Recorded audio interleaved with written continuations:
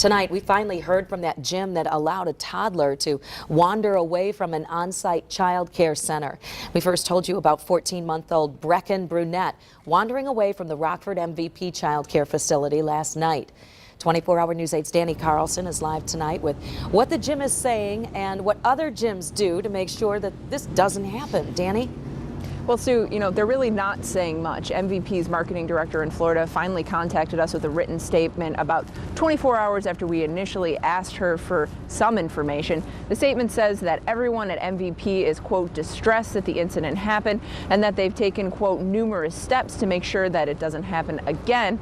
But it never goes into any detail. So we spoke to a club here, the YMCA in Wyoming, to get some details about how other gyms keep kids safe in their child care centers.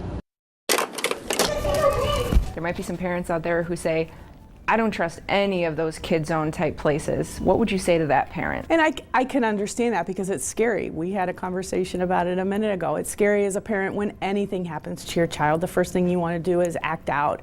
We try to take into account everything that can happen, and we always are remodifying and doing upgrading our changes. Bev Thiel, the director of the Spartan Stores YMCA in Wyoming, pointed out to us they're automatically locking doors that are also alarmed, and a photo ID number check-in system that they also have at their club. This is your number to wear while you're in the facility, and this is also a number that we affix to your child, so your child actually wears this number.